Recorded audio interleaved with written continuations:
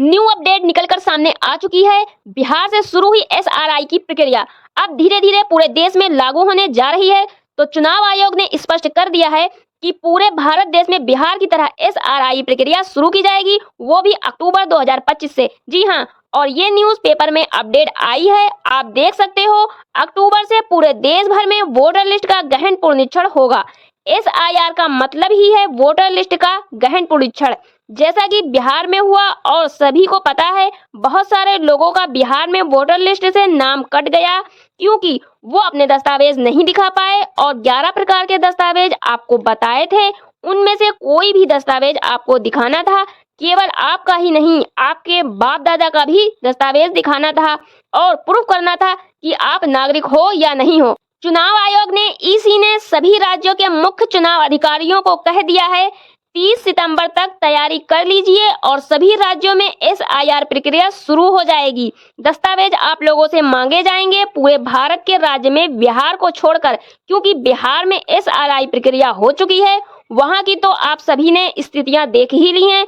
अब समस्या यह है कि अपने कागज दिखाओ और बाप दादा के भी दिखाओ। अब यहाँ पर देखिए, न्यूज़पेपर में लिखा है अक्टूबर से देश भर में वोटर लिस्ट का गहन पुनरीक्षण। बिहार के बाद देश भर में मतदाता सूचियों का विशेष गहन पुनरीक्षण एसआईआर आगामी अक्टूबर में शुरू होगा। चुनाव आयोग ने बिहार को छोड़कर सभी राज्यों और केंद्र शासित प्रदेशों के मुख्य चुनाव अधिकारियों से 30 सितंबर तक इस सिलसिले में अपनी सभी तैयारियों को पूरा करने को कहा है। निर्वाचन आयोग ईसी ने बुधवार को सभी राज्यों और केंद्र शासित प्रदेशों के मुख्य चुनाव अधिकारियों की एक अहम बैठक में देश भर में एसआईआर कराने को लेकर निर्देश दिए। इस दौरान बिहार के मुख्य निर्वाचन अधिकारी ने राज्य में एसआईआर को लेकर रिपोर्ट पेश की। इसमें पूरी प्रक्रिया का खाका पेश किया गया। इसमें राज्यों और केंद्र शासित प्रदेशों के मुख्य चुनाव अधिकारियों ने मतदाता सूचियों में नाम जुड़वाने के लिए उपलब्ध अलग अलग दस्तावेजों पर विस्तृत चर्चा की। साथ ही तटीय राज्यों, आदिवासी बहुल राज्यों, पूर्वोत्तर राज्यों, पहाड़ी राज्यों की मतदाता सूची को लेकर चर्चा की गई। साथ ही भूटान, बांग्लादेश, म्यांमार और पाकिस्तान से जुड़ी अंतर्राष्ट्रीय सीमावर्ती इलाकों में नागरिकता तय करने संबंधित दस्तावेज और उनकी वैधता पर विमर्श किया गया। मतलब पूरे भारत के राज्य में एसआईआर प्रक्रिया शुरू होने जा रही है। आपसे मांगे जाएंगे और आपके बाप दादा के भी मांगे जाएंगे दस्तावेज। चुनाव आयोग की तरफ से 11 प्रकार के दस्तावेज बताए गए हैं, जिसमें आपकी जन्म तिथि लिखी हो, जैसे कि हाई स्कूल की मार्कशीट, कक्षा 5 की मार्कशीट, टीसी जैसे हो गई कक्षा 8 की, कक्षा 5 की, पासपोर्ट, जन्म प्रमाण पत्र, कोई ऐसा दस्तावेज जिसमें आपकी जन्म तिथि लिखी हो। तो सुप्रीम कोर्ट ने कहा आपने 11 प्रकार के दस्तावेज बताए हैं, आपको 12वां दस्तावेज भी जोड़ना चाहिए। आधार कार्ड को मान्य कर लीजिए। आधार कार्ड को देखकर लोगों का वोटर लिस्ट में पुनरीक्षण करिए। लोगों का वोटर लिस्ट से नाम कटता है या आपत्ति दर्ज करानी है, नाम जुड़वाना है, तो उसमें जो एड्रेस आधार कार्ड में लिखा है तो उसे देखकर प्रूफ मानिए। तो चुनाव आयोग जो है वो पूरी तरह से शुरू से ही आधार को नहीं मान रहा है, जिस कारण लोगों को बहुत दिक्कत आ रही है।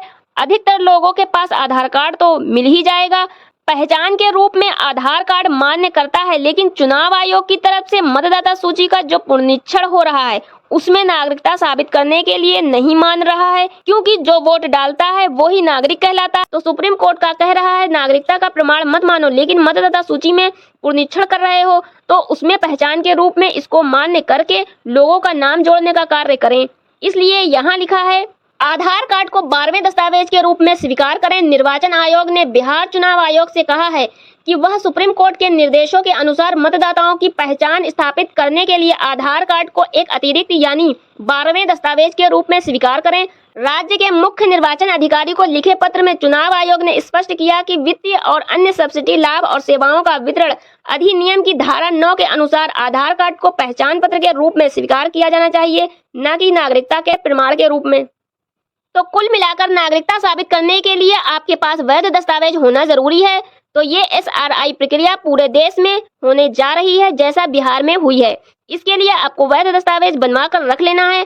अक्टूबर से ये प्रक्रिया शुरू हो जाएगी। ऐसे में कौन कौन से 11 दस्तावेज हैं, इस पर आपके लिए वीडियो लेकर हम आएंगे। तो ये जानकारी हमने आपको वीडियो के माध्यम से बता दी है। तो जो भी अपडेट होगी आपको लगातार इस चैनल पर मिलती रहेगी। तो बने रहिएगा हमारे चैनल पर। तो चैनल को सब्सक्राइब करें, बेल आइकन को प्रेस कर लीजिएगा। मिलते हैं नेक्स्ट वीडियो में कुछ नई जानकारी के साथ में। धन्यवाद।